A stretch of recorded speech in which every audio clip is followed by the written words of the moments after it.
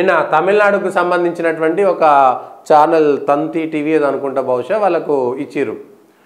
నరేంద్ర మోడీ గారు ఒక ఇంటర్వ్యూ ఇచ్చిర్రు. ఒకటే రోజు ఆయన తమిళనాడుకు వచ్చి ఉప్మా తిని ఢిల్లీలో ఛాయ్ తాగి ఇక్కడ ఉప్మా తిని మళ్ళీ ఇంకో దగ్గర పోయి కేరళ పోయి అటు నుంచి మీరటు పోయి ఒక మనిషి 73 ఏళ్ళ మనిషి ఒకేసారి ఎంత చేస్తున్నారు అనేటువంటి దానిపైన ఒకటి ఆలోచించాలి. కొంత పాజిటివ్గా తీసుకోవాలి. మిగిలిన నాయకులు చేస్తున్నారా లేదా పక్కన పెట్టేస్తే ప్రధానమంత్రి బీజేపీ కార్యకర్తగా పనిచేస్తున్నారు అనేటువంటి విషయాన్ని నిన్న తమిళనాడుకు సంబంధించినటువంటి ఒక ఎమోషనల్ అంశాన్ని నరేంద్ర మోడీ సృష్టించారు. ఇది అక్కడ ఉన్నటువంటి తమిళనాడుకు సంబంధించినటువంటి బీజేపీ రాష్ట్ర అధ్యక్షుడు మాజీ ఐపీఎస్ వీఆర్ఎస్ తీసుకున్నటువంటి ఐపీఎస్ అన్నామలై ఒక ఆర్టీఐ ద్వారా తీసుకున్నటువంటి అంశంలో కచ్చా తీవుపై రాజకీయ దుమారం. ఇందిరాగాంధీ ఉన్నప్పుడు రామేశ్వరానికి శ్రీలంకకు మధ్యలో ఉండేటువంటి రామేశ్వరానికి 55 కిలోమీటర్ల దూరంలో ఉండేటువంటి కచ్చా తీవు అనేటువంటి ఒక ద్వీపం పైన భారతదేశానికి అప్పట్లో అంతకుముందు అది రామేశ్వరం అనేటువంటి జమీందారి కింద ఉండేది, అది భారతదేశం కింద ఉండేది. ఆ తర్వాత ఆ మద్రాసు రాష్ట్రంలో ఉండేది. భారతదేశంలో విలీనమైన తర్వాత శ్రీలంకకు భారతదేశానికి సంబంధించినటువంటి ఒడంబడిక కోసం అది ఒక కీలకమైనటువంటి 160-170 ఎకరాలు మాత్రమే ఉండేటువంటి ఒక కీలకమైనటువంటి స్థావరాన్ని భారతదేశం నిలుపుకోకుండా శ్రీలంకకి ఇచ్చేటువంటి అంశం పైన ఇప్పుడు దుమారం రేపింది. కాంగ్రెస్ డిఎంకే ఎలా కుమ్మక్కయ్యాయో ఒక ఆంగ్ల పత్రిక స్పష్టం చేసిందని అన్నామలై ఎక్స్లో పేర్కొన్నారు. ఆ దీవిని పొరుగు దేశానికి అప్పగిస్తూ 1974లో ఇందిరాగాంధీ ప్రభుత్వం ఒప్పందం చేసుకున్నట్టు తెలిపారు. నాడు కాంగ్రెస్ తీసుకున్న నిర్ణయం వల్లే ఇప్పుడు తమిళనాడు జాలర్లు తమ రాష్ట్రానికి కేవలం 25 కిలోమీటర్ల దూరం ఉన్న ఆ దీవి వద్ద చేపల వేటకు వెళ్లి శ్రీలంక నేవీ చేతిలో అరెస్ట్ అవుతున్నారని బీజేపీ ఆక్షేపించింది. అయితే కచ్చా తీవుని వెనక్కి తీసుకునేందుకు గత 10 ఏళ్లుగా మోదీ ప్రభుత్వం ఎందుకు ప్రయత్నించలేదని కాంగ్రెస్ అధ్యక్షుడు మల్లికార్జున ఖర్గే నిలదీశారు. ఎన్నికల ముందు సున్నితమైన అంశాలను లేవనెత్తడం మోదీలోని నిరాశను తెలియజేస్తుందన్నారు.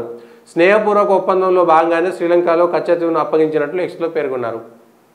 మరి ఈ అంశము తమిళనాడులో పార్లమెంటు ఎన్నికల్లో ఎంత మేరకు దుమారం రేపుతుంది? ఇది చాలా సెంటిమెంట్ ఇష్యూ. తమిళనాడుకు సంబంధించినటువంటి జాలర్ల అంశము ప్రతిరోజు మీకు వార్తల్లో ఉంటుంది. కేవలం భారతదేశానికి సంబంధించినటువంటి తమిళనాడు తీరం నుంచి 20 కిలోమీటర్ల అవతలకు పోతే శ్రీలంక నేవీ అరెస్ట్ చేసేస్తుంది. కేవలం 20 కిలోమీటర్ల అవతలికి పోతేనే శ్రీలంక నేవీ అరెస్ట్ చేస్తుంది. అదే శ్రీలంకకు సంబంధించినటువంటి వాళ్ళంతా భారతదేశానికి దగ్గరగా వచ్చి కూడా వాళ్ళ వేట కొనసాగుతుంటుంది. సో ఈ అంశం పైన చాలా రోజులుగా దుమారం రేగుతున్నది.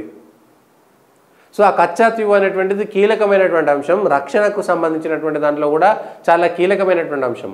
భారతదేశానికి కనుక సముద్ర మార్గం నుంచి నేవీకి సంబంధించినటువంటి ఒక కీలకమైనటువంటి స్థావరంగా ఉండేటువంటి దాన్ని వాళ్ళ వ్యక్తిగత ప్రయోజనాల కోసం, ఎందుకంటే భారతదేశానికి వచ్చినటువంటి లాభం ఏమిటి?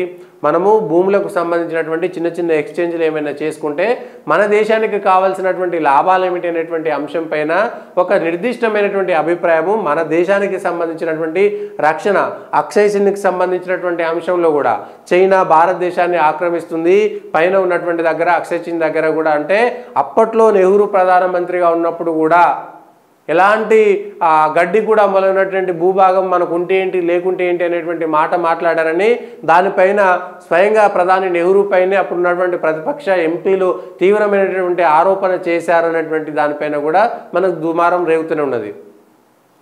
ఆ చరిత్ర కూడా మనకు తెలుసు. చైనాకు పోయినటువంటి భూభాగాలను తిరిగి రప్పించుకోవడం ఎంత కష్టమవుతుందో. ఒకసారి ప్రత్యేకంగా ఆ దేశాలకు ఇచ్చినటువంటి భూభాగం రావాలంటే చాలా కష్టమవుతుంది. సరే, బంగ్లాదేశ్లో నరేంద్ర మోడీ వచ్చిన తర్వాత భూముల ఎక్స్చేంజ్ ఎక్కడ చేశారు, ఎందుకు చేశారు అనేటువంటిది ఒకటి.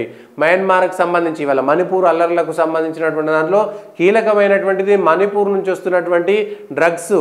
ఈ డ్రగ్స్ దేశాన్ని కుదిపేసేటువంటి ప్రయత్నం చేస్తున్నది. సో మయన్మార్ నుంచి వచ్చేటువంటి డ్రగ్స్ వల్లనే మనకు మణిపూర్లో అనేకమైనటువంటి అంశాలు మనకు అల్లర్లు తెరపైకి వచ్చినాయి. ఇవాళ ఈ కచ్చా తీవు అనేటువంటి అంశం ఎట్లా రాజకీయంగా ఎట్లా వీళ్ళను చేస్తుంది అనేటువంటి చూడాలి. తమిళనాడుకు సంబంధించినటువంటి అంశంలో రాజకీయంగా కచ్చా తీవు అనేటువంటి ప్రత్యేకమైనటువంటి అంశం ఎంత మేరకు ప్రభావం చూపుతుందో చూడాలి. ఒకవేళ అదే జరిగితే కనుక ఇబ్బందికరమైనటువంటి పరిస్థితులు ఎదుర్కొంటారు ఇక్కడ ఉన్నటువంటి దాంట్లో.